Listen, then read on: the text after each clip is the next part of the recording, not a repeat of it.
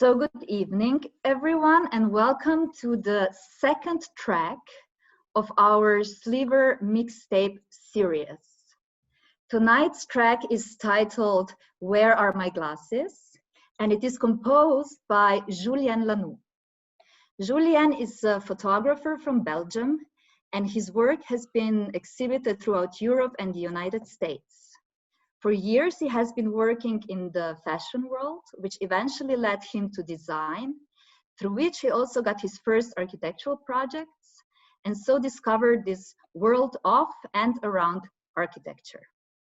By now, he has collaborated with more than 150 architects and shot more than 400 projects. Recently, he also collaborates with architects on future projects in which he documents urban realities to create a context for upcoming architectural interventions.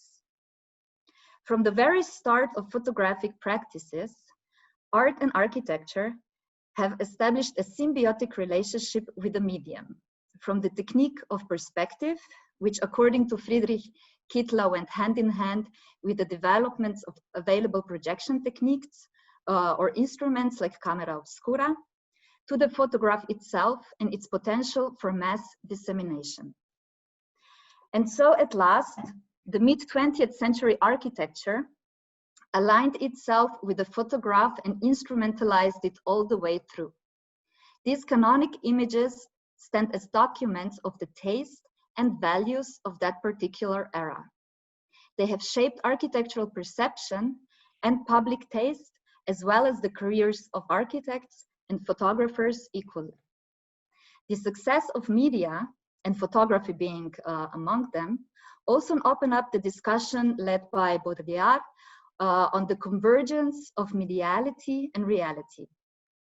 By today, photographs or images have become truly ubiquitous and increasingly more powerful in their cultural significance. With the eyes of the portraitist, Julien looks at the wider scope of identities in architecture. After many years working with small and big offices all over the world, he explored how photography influences the state of architectural discourse, how images can reveal the social, the marginal, the incidental and the singular, the imagined and the lived. So without further ado, I'm happy to hand over the screen and welcome Julien Lanoo.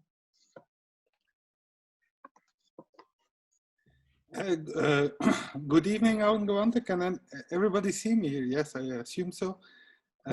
Quite new to Zoom, so thank you for inviting me, and I'm happy to give this lecture to explain a bit what my inspirations are, where I come from, and how I see my work, my photography. It don't expect a objective lecture. It will be purely subjective. It's a lecture a bit based on problematics I experience myself. How do we talk about architecture? What do we want to see, and of what do we think we want to see, and why am I actually doing this? It's a question I ask myself continually. The why, what's the importance of what I do, and that's also why I chose the title "Where Are My Glasses?" Because I mean, glasses. The most basic way of understanding this is how we need them to read if you have bad eyes, or how do we read it. But glasses can also change your view, your perspective. The famous pink glasses can change another view, and that's why I would like to approach a bit the world of architecture photography and how it evolved from another lecture, a bit a different way of looking at things than what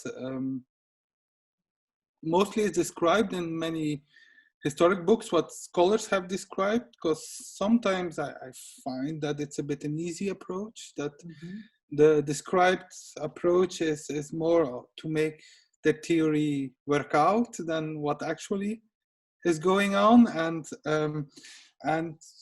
things that I have experienced working in this field, having many publications, and seeing what my publications lead to, also what images then are eventually published. I would like maybe to, I'll first share my lecture. 1 second. Here it is. Can everybody see this? I hope, yes, it's working. Okay. I would like to start maybe to explain, because with a little video of Helmut Newton. That's where the title comes from. It's from a movie, a documentary about his life, which is titled Helmut by June, and June was his wife. June wanted to give him a video camera, and he wasn't interested. Photography was his job, and this is also where the title of the lecture comes from. And Helmut actually explains it very well, what the problematic can be, and it will give some shine some light into what I actually just said, because it's problematics I also experience, and I found myself very attracted to this little clip to make a lecture about. So I hope this will work.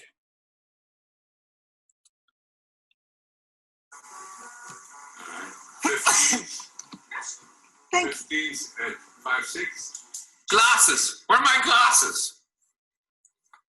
Where are your glasses? On my desk. Wait a minute, I'll get them for you.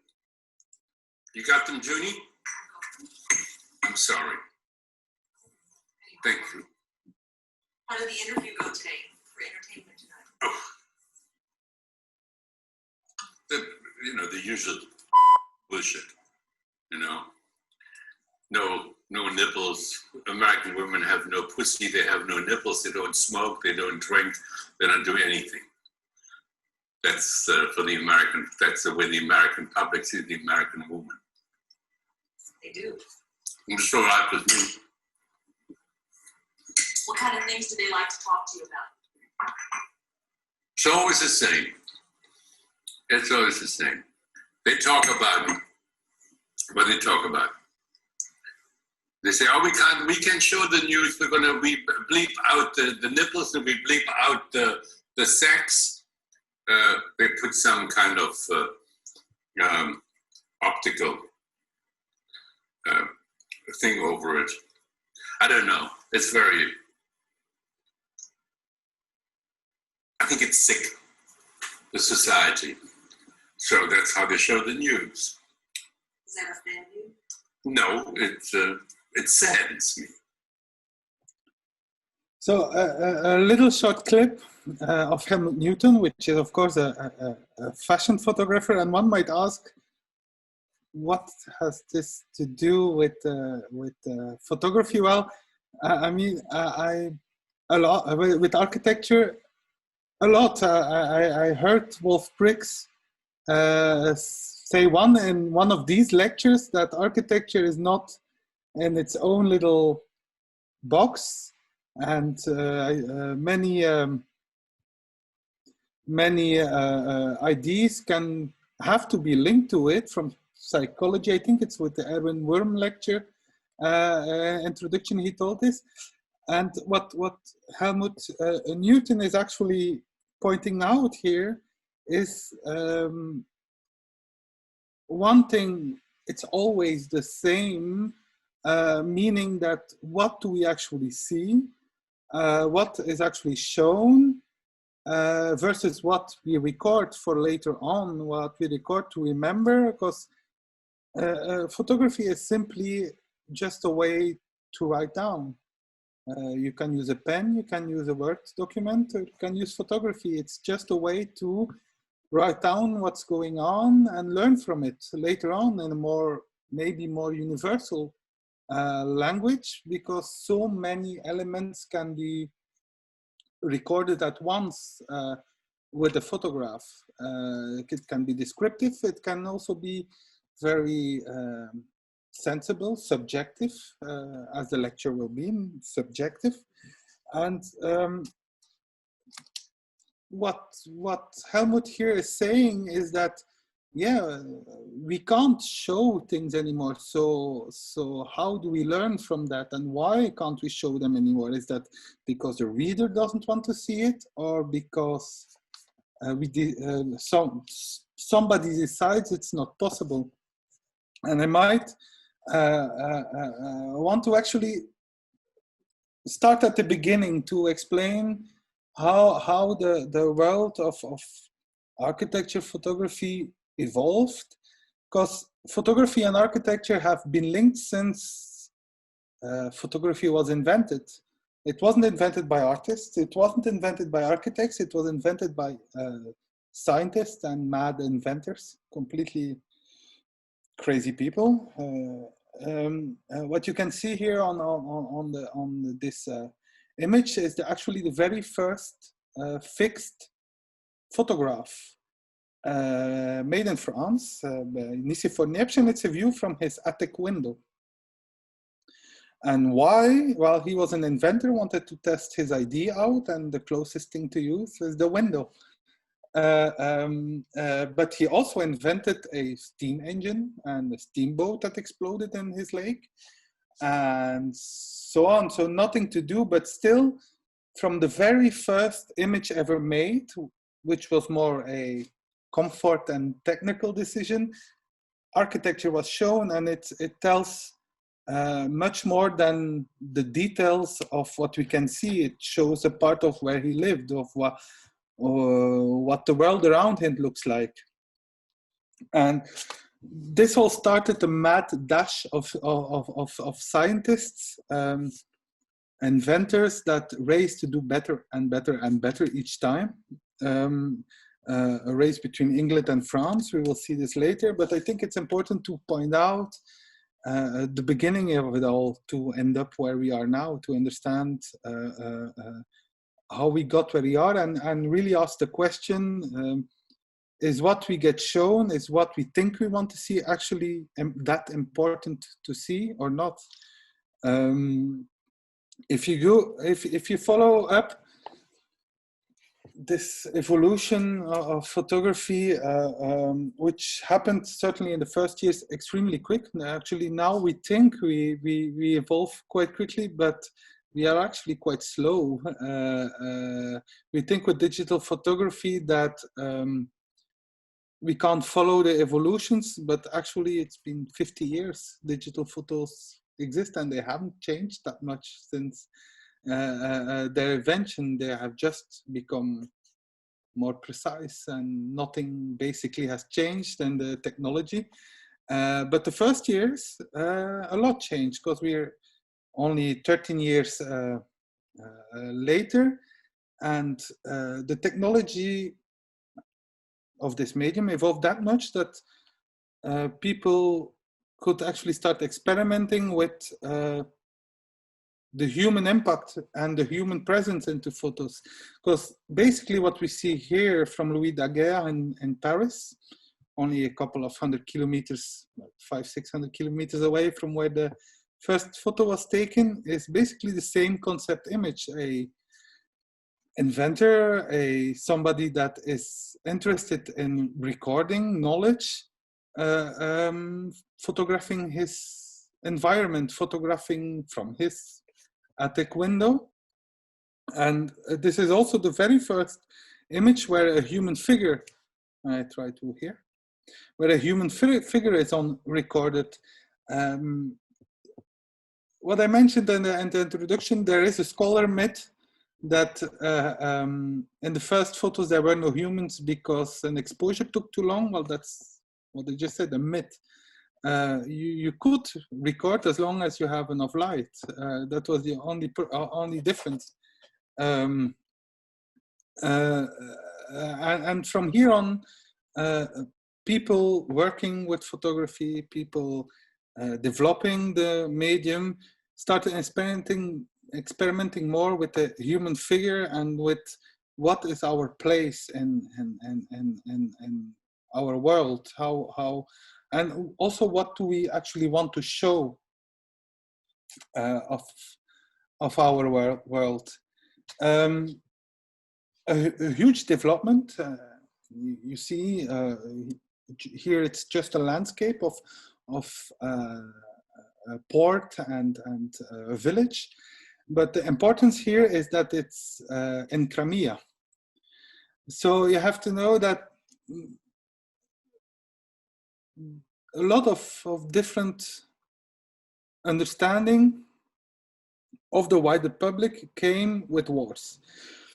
A different way of looking at our world and getting information. Until photography came, we had drawings and paintings to describe things, and people were always a bit distant of the subject itself. But photography brought a certain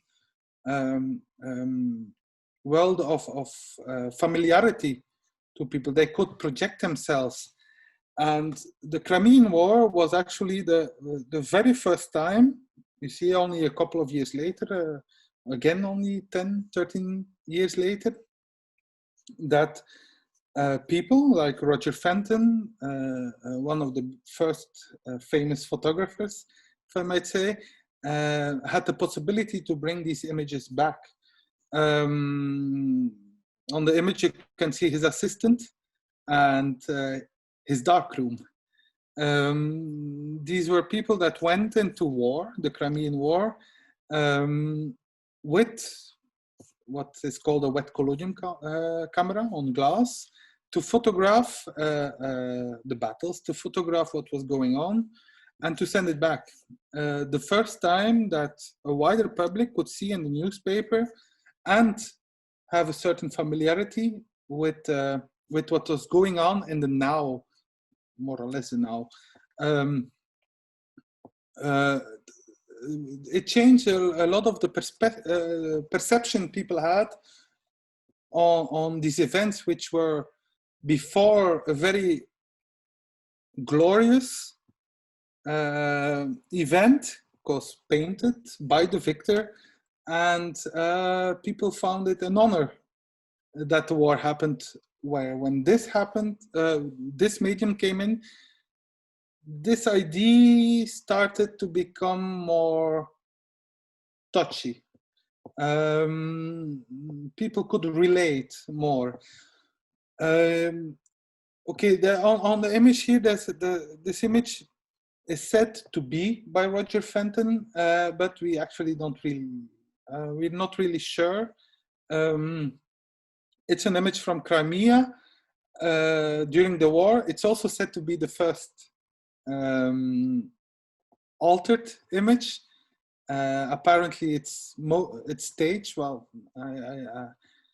there's a lot of discussion about it. There are certain parts that are probably staged for later on in darkroom, I mean, added in for effect, but the story of relatability the story of relatability was only enhanced by this. People started looking differently at their, and understanding also differently their surroundings, which also brought a huge change into the images people made and were produced. One big step after each destruction and each war, going with the more psychological impact of it, is a reconstruction of their surroundings. And the victor, the British, right after Crimean War, came into an industrial revolution, a moment in time where also photographers were, of course, present to record all of this, to tell this knowledge to future generations, but also try to get a grip on what was going on, these structures that were barely known before, that nobody ever saw, these superhuman achievements of technique and of intelligence could now be shared with more people for financial reasons, but of course also to start understanding their world, because you have to imagine that everything changed extremely quickly. People were lost. They came from a horse and carriage period in time to a period in time where everything went automatic, and this happened on a decade, on less than half a generation. So it was very hard or difficult for a community to get a grasp on what was actually going on. What you see here is an image of a construction site of Isambard Kingdom Brunel, one of my favorite architects of all time. This man was a genius. He built the London Metro. He found the Northern Line, every station, every bridge, every tunnel. A genius man that understood quite early on that it's important to record, and the new medium was fantastic. It was also the first moments actually artists or people that were not from a scientific background came into photography and started recording this huge change of in the world, this evolution of humanity, in which direction we were going, but still trying to find a relationship with the human being itself, where an engineer would only look at images like this, very detailed. The photographer went to make images where the human relation to the new technique came in. For instance, an image of the Albert Bridge, also in the Isambard Kingdom Brunel project, which still today looks extremely modern in reality, and still is standing and still is used. And it's almost, well, in 30 years, it's 200 years old. What was I telling? Oh yeah. So photographers continued on this dynamic of representing the world, both for the now and for the future, and accumulating this knowledge without actually writing anything, only via images, adding an extra level where paintings couldn't go. It's not, they didn't add the extra level. The medium added this extra dimension of pure reality to this base of knowledge. It might be interesting when officially architecture, photography was not invented, but came into existence.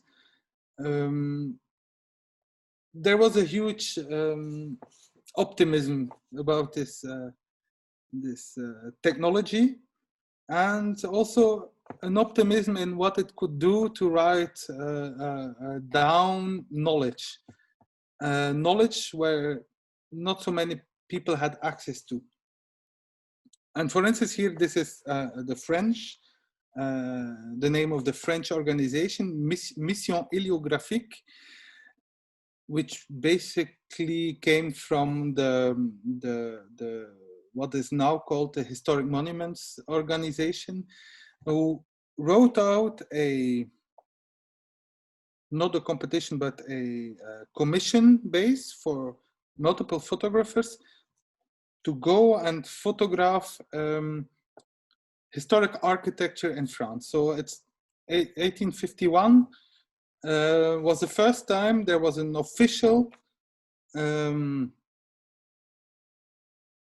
wish to go and really record architecture for history and for also academic knowledge to study on them, to evolve on these thematics. One of them, these photographs, was Henri Lessec. It's one of the images. You can see a very academic way of working. Describe, show me exactly how it is. But again, you're talking to people that live in a certain world that say, okay, we're missing something.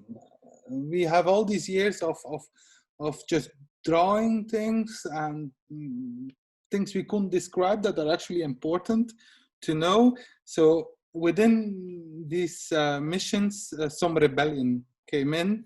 Here you see an image. It's not really a portrait, but an image of Charles Nègre. I think the first steps of describing, maybe it could be a joke, maybe describing proportions and things like that. But this image is actually also part of this mission héliographique that the French state came in. So basically, the first job photographers got, they actually started doing exactly the opposite of what the client asked. But okay, that's another thematic.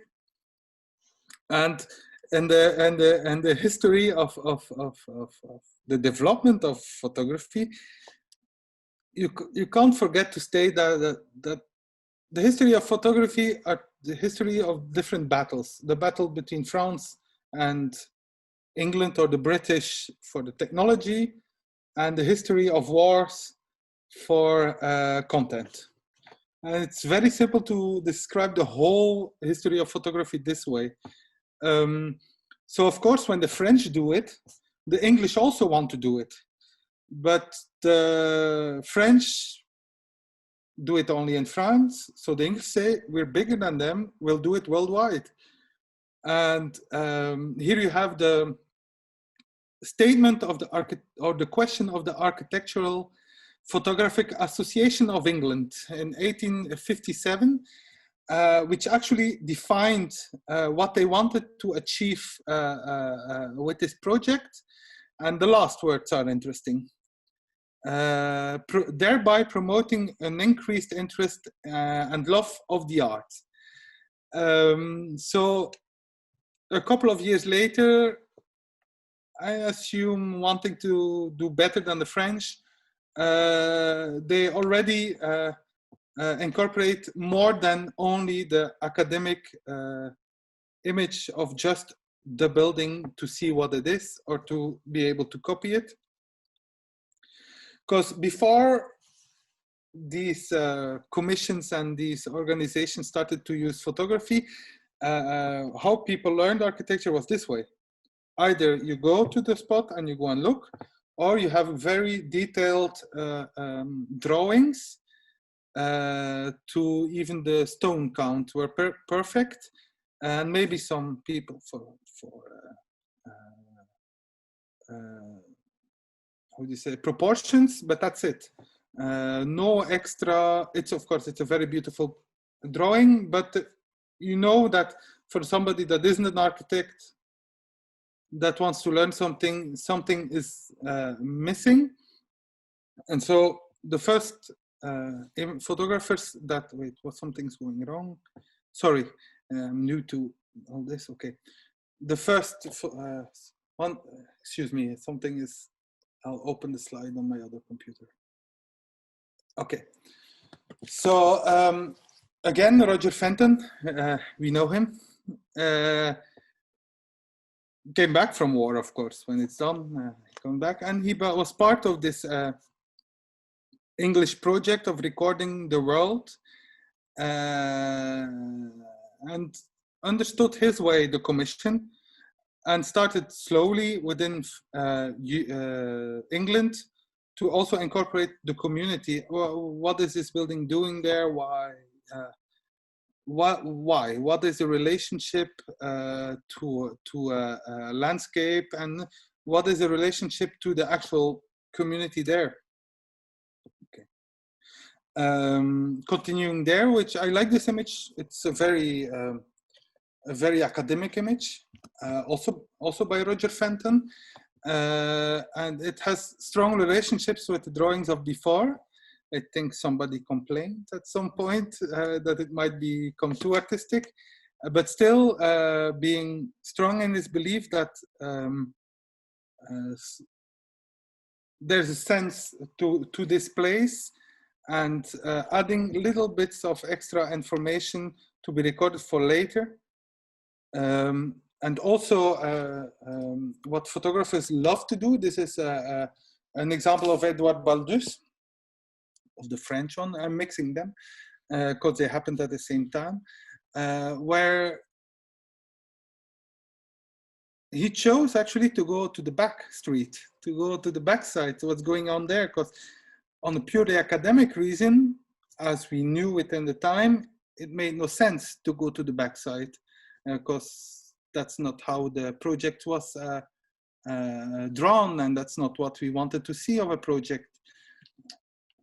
Something's going up with my Zoom, I'm sorry. Yes, so, but that's where the community met, and just an as important part of the structure and the landscape as the structure itself. Augustus Salzman is a French photographer and was part of the French Commission. So the years went by and the French saw it coming that English went international. So of course, they also went international.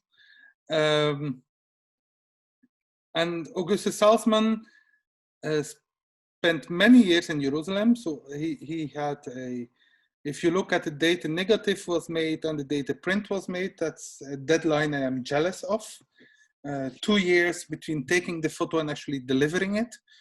That makes me jealous, but okay. August Salzman spent most of the spirit in Jerusalem, recalled in Jerusalem, and this is La Porte des Rhodes. So the commission asked him to photograph La Porte des Rhodes, and that's how he photographed it. Barely seeing La Porte des Rhodes, but actually telling more than only the architecture itself, also what the architecture meant, the road there, the geographical situation, the nature, and the difficulty of the area where the building came. Back to England, Roger Fenton, an image of Ely Cathedral. If you see, let's go back for 1 second to this. Images like this from August Salzman and images of Roger Fenton made a whole art theory that was later made, written later, of course, describing how photography started and making the link, strongly the link with painters, because it was a standard composition that painters also used. Painters like Turner and Constable, and generally accepted theory.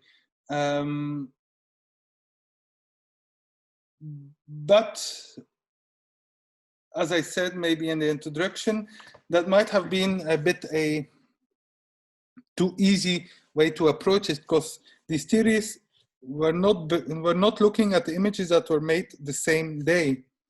So you can see that there a certain rebellion of wanting to add more information within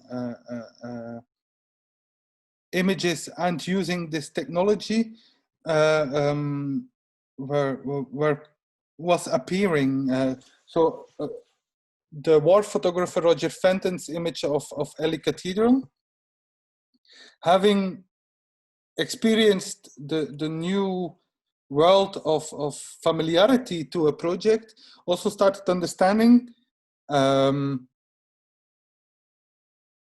what the importance was of creating this familiarity, to start also understanding the subject of the image much more than a constable-like image made on the same day. Of course, you could make the point, landscape is just as important. Yes, that's true, but it's not the only thing that can be said. In the same period, there was a big push of Egyptology, new discoveries, and wanted to record this architecture and bring it back. You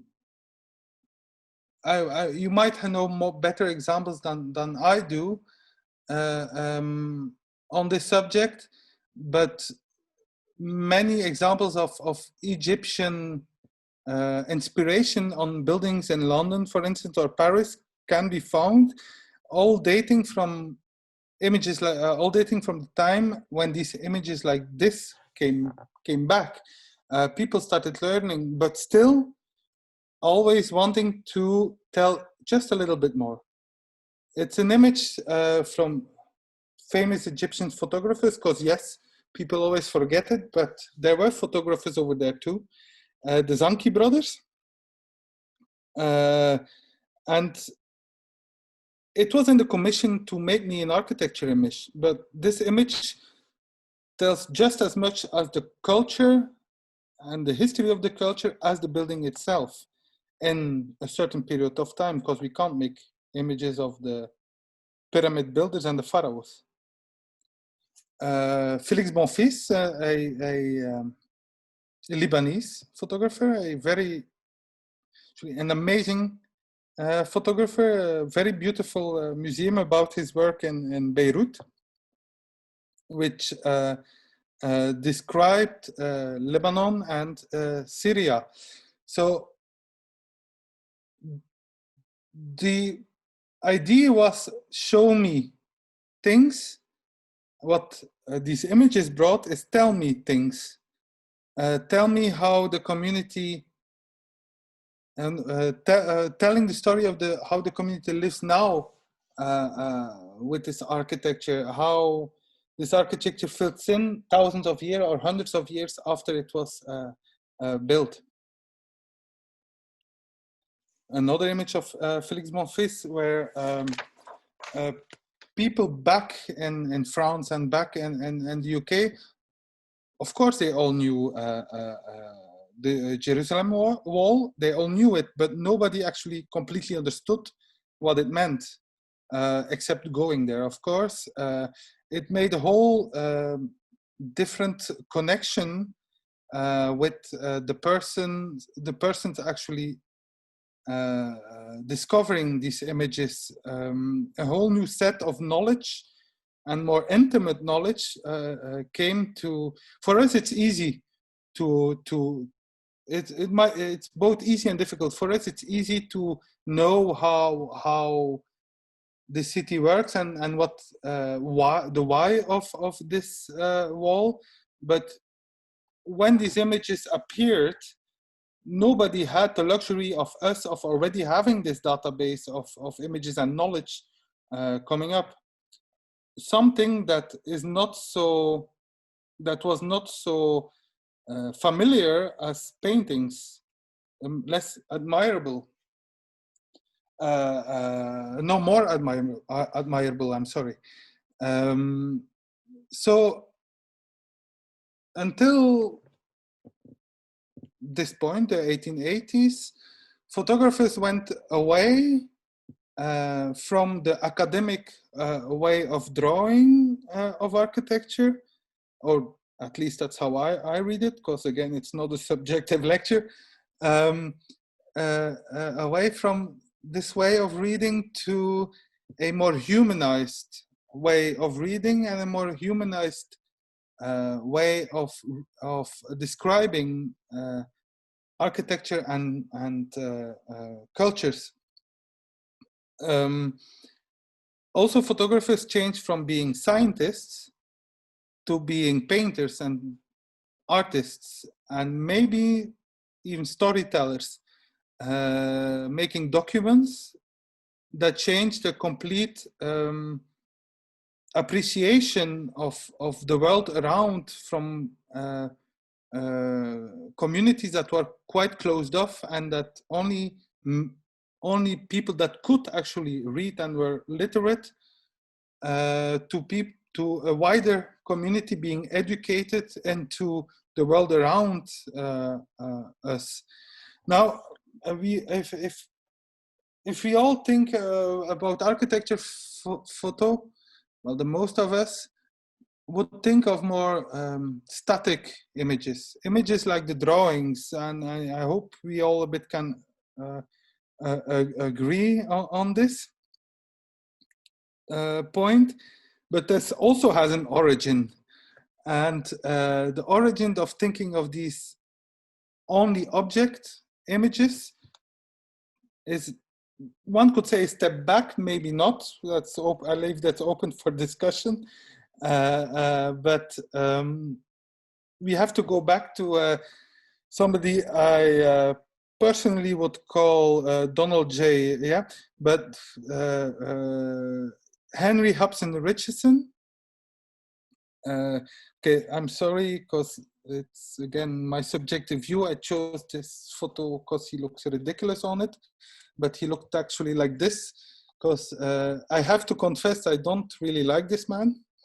But Henry Hobson Richardson was an American architect. Yes, was, because he died. An American architect that basically found the medium of photography amazing to sell his McMansions. What he did, I mean, he's respected in as in the history of architect in the US, but I think that's more a question of numbers than quality. But he was also a building developer, basically copying European architecture. I'm making an amalgam, a few other ones. I don't have no idea what that's doing in the US, but it's a copy of a Roman castle, something like that, houses, and he wanted to sell them quickly. Also creating a database to open up a market of copy images and buildings, making it fashionable to have these little towers and elements on houses, and let's not include too much relationship with the human because it could turn the wrong way. So let's just show things that are fashionable and finally end up to the modern McMansion. So these two cultures of imagery were going right against each other, where in the US we were more made on selling, and then more on the European side, more on telling stories. I mean early 1900s and before 1900. And the second important stage and the development of how we tell stories came about. Politics' favorite way of a pissing competition, a destruction war, the First World War. And actually this is an image made actually not so far from where I am sitting now, 1917. And what wars always bring us two things, as destruction and a new view on things. Of course, now the technology evolved so much that people could even get closer, where we didn't have to fake explosions anymore, and also didn't have to fake the impact of what was going on into the media. We could just show the reality. what I meant is, what is meant for architecture is, and architecture photography is that the First World War could bring something like this, which is the marketplace of Ypres, which is also only 15 kilometers from where I am, in 1911 to exactly the same place in 1919. And what happened in between is the war. So reconstruction had to happen, and photographers were there to, first of all, record it all, but also one of the person, I have to excuse myself, I didn't find the name of this person, but it's actually the same person that took this image. To record where we start, how it happened, where we start and where we are going. As I hope, and I hope I didn't go too fast, because when I'm passionate about something, there's a certain tempo in my speaking. But just as last time, a new state of understanding and a new state of linking ourselves to knowledge came. And after the First World War and the in-between war periods, this meant a further, now we knew the basic technology, a further way of experimentation, both around the human and also how to record the world around us. An image of Kertész that experimented with technology and creating images, how to look at the human, but also for instance Alexander Rodchenko, that basically he was a graphic designer working in a very young and early communism world, so he couldn't do anything he liked, but still was looking for a way to going and describe and experiment with ways of showing the world around him. So when we look now at these images, we think, yeah, well, what's so special about this? I mean, I do this with my phone. Yes, you do that with your phone because somebody did it before you. If you compare, I should have made a slide, which was a bit, if you compare with images like this, which people knew in the development of photography at that time, or images like this, the image of Alexander Rodchenko was quite an evolution in the way we were starting to think about both recording architecture and how to use photography within this world. What do we want to say? We started asking questions what do we actually want to say? What do we, how do we say it? Can we record more information than we are asked to? Also in the United States, after my dear friend, this same question were asked.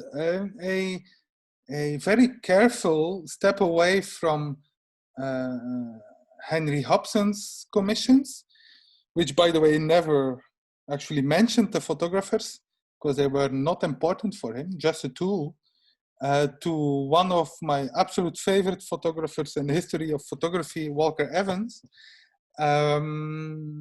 which started understanding that, yeah, it might be time that we also start recording a more subliminal level in our images. Okay, we can discuss if these are architecture photos. For me, they are, because they tell much more about our environment than anything, any image of Hobson. But we start seeing how a for instance, a commercialized culture evolved, where it was more an agriculture culture before this, or an elitist culture, and to a working class culture evolved. An important document within a history of humanity, and also, of course, the architecture that goes with it. I don't think that architecture and our own history can be two separate parts. That's my point of view of it. I don't want to push it on anybody, although I try my best. But yeah, a step within these things. So, of course, after a moment of experiment and getting adult in it, it was time again to destroy it all and start another war. Even getting more dramatic in how we implicate our community outside all of this, and going to think how can we go a step further, describing our own history and actually the start of our modern times by placing the drama and the problematic within a space which before this in previous moments were more landscapes. At this point in the Second World War, after the experiments of the interwar and understanding our surroundings, we started including more familiar spaces, and and you remark very clearly that a whole generation of photographers learned a lot in the previous times, from sadness and drama to extreme happiness, and one singular theme into all of this is to make the relationship, the human relationship of why these images are actually made, being us or the people at the time looking in the newspapers, is also creating this relatability with space and the architecture on the spot, because I imagine that everybody that is looking this understands very clearly and can relate to this spot. Yeah, everybody has a space like this, and everybody has knows a view like that. So these are images that are not considered to be architecture photos, but should be, I think, because it tells so much more about the architecture, the function of architecture, and actually the community than just a building. Going to post-war, and something we talked about before the lecture, actually, Julius Schulman, which is also viewed as a revolutionary person, but actually I would say a much more educated than revolutionary, knowing very well all the concepts and all the vocabularium that was developed in the previous decades, and bringing them all together to describe his own period and time, from the purely drawn and composed image to incorporating ways of life. And when seeing an image like this, we immediately understand how this architecture evolved, how people lived, why it evolved like this, and we have a document to study on, maybe much more than a purely drawn plan of the building.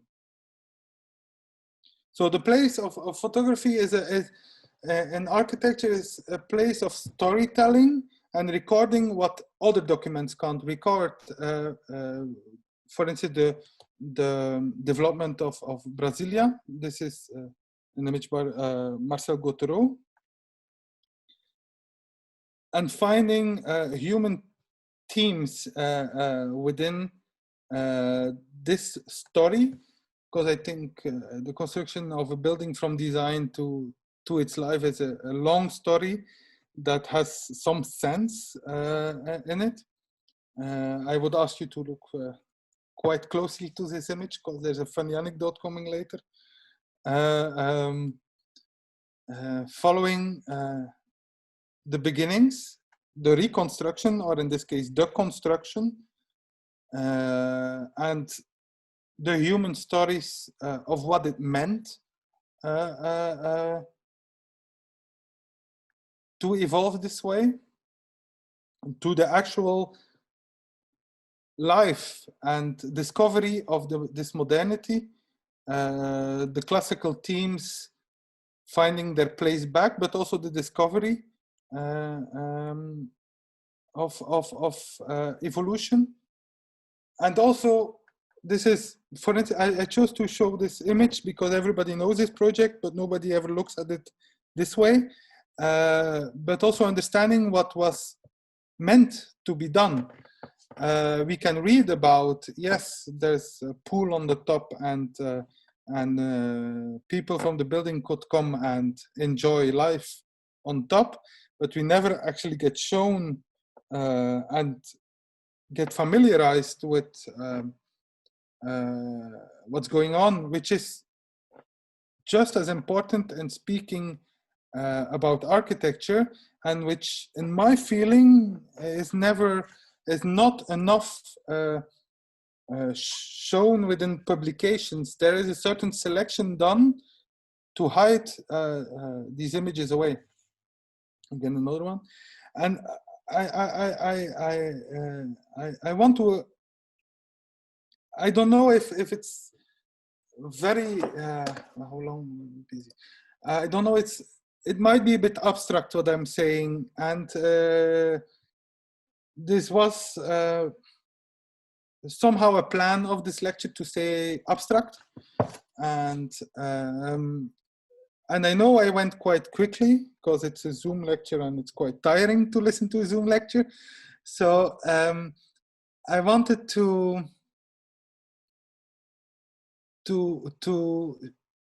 explain everything in one simple example, and by choosing a form, a basic form, the pyramid,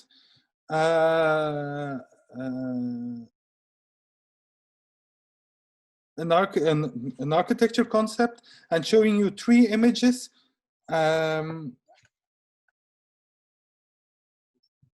this form. Another photo of René Buret, which I'm very jealous about, because that's an image I dream to make, but showing the building, explaining the architect without actually showing the building.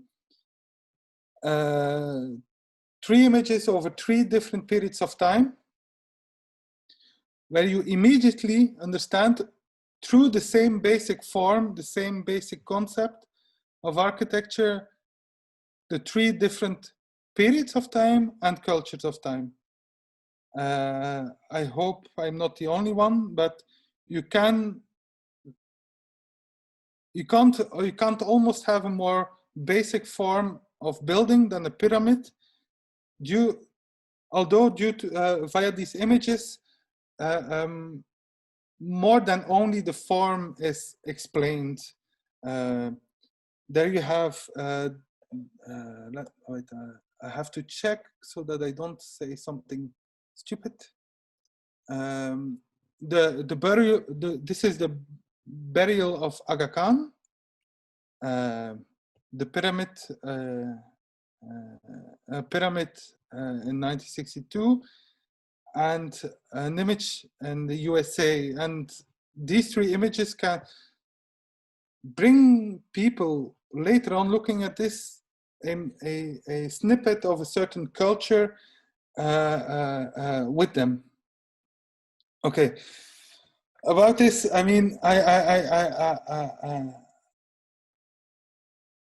I hope I didn't go too quickly over everything. I feel like I went very quickly, but I could actually go forever about this subject. And I mean, we are at the point of time where we basically are just repeating and which is not bad. We just have to understand that we are repeating.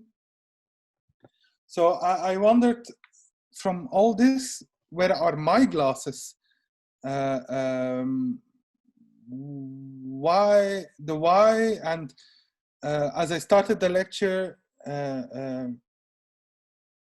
I look at the history of these images. I look at what has been done, because I am pretty sure I can't invent much new things anymore. So I should use the vocabularium and the word that have been made and have been developed, just like writing a book or writing a thesis, to write down, tell the story, and share to other people what my world is like, and where do I move in, because where we live, I don't know if everybody is realizing it, that we are also again in very interesting times where a lot of things are changing, and suddenly the unexpected, and again we will have to adapt. So my work is I hope you recognize the theme. Pure by coincidence, you have this basic form, which is by the same architect, Oscar Niemeyer, on the other side of the world, one in Brasilia, this one is in Lebanon. Same basic form, 50 years apart or 60 years apart, from construction to the existent, and the same moments happen. I have to confess, I did not know the image I showed before from Brasilia. I discovered it in preparing this lecture, but everything came together when I discovered the 1959 image of Marcel Gautreau.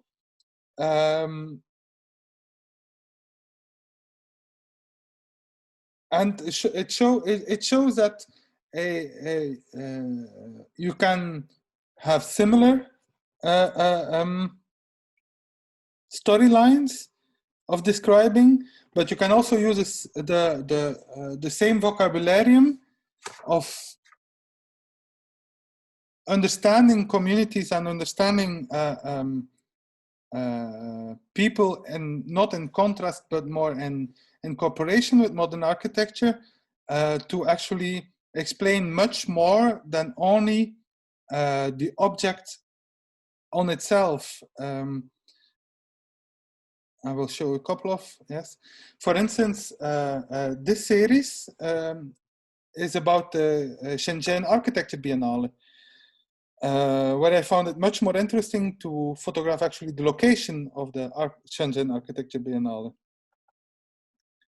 And recording the world around us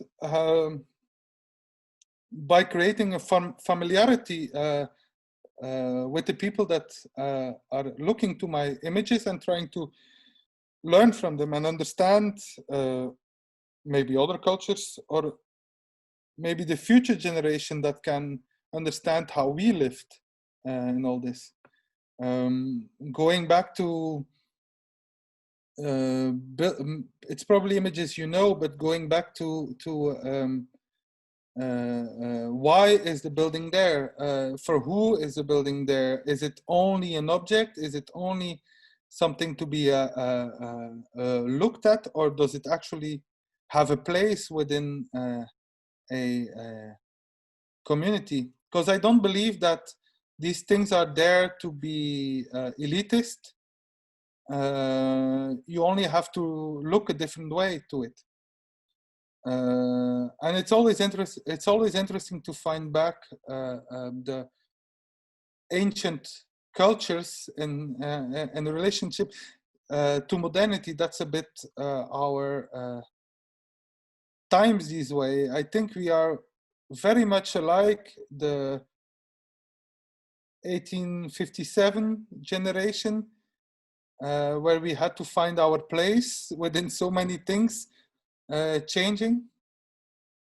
the discovery, human didn't change that much, but what they have to tell has changed a lot.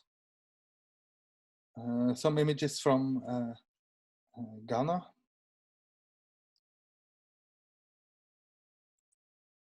Describing how the landscape around everything, a certain project works. Is something I put a lot of attention to. There are a few of them, even making images that are more about making the human relationship than actually showing the architecture. And questioning, okay, we have lots of emptiness that's very secure, because we're also in a secure and secured community. I'll just show a couple of images. A bit of humor sometimes.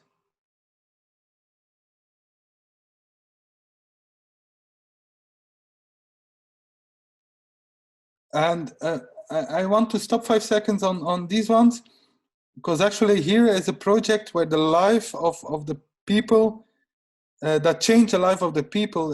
This might be a very stupid image, but this man is standing in something he didn't have before. So his whole life changed into an extension. So rather than showing the extension, it's telling the story of the extension, for instance. I think I put a bit too much in them. A bit of Félix Bonfils imagery in these modern times, and a bit a little eye to a project you might know. How far are we? Yes, I wonder. I think I'm at the end of the lecture.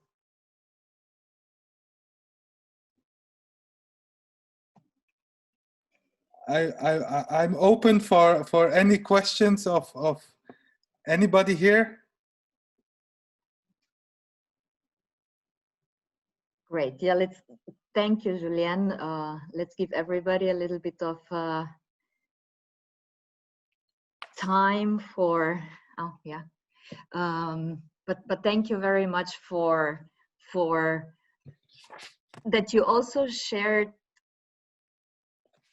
you know, kind of the whole, from your point of view, obviously, kind of like the development of you know, architectural photography as such. I think this is it's a very weird lecture via Zoom. I'm not used to it. Yeah, it is. No one is talking into the black hole somehow. And no relationship with who you're talking to. That's weird. Yes. I'm somebody that likes to experience people. Mm-hmm. So if anyone has questions, I'm open for it, or wants to discuss something, or has any remarks, I'm open for it.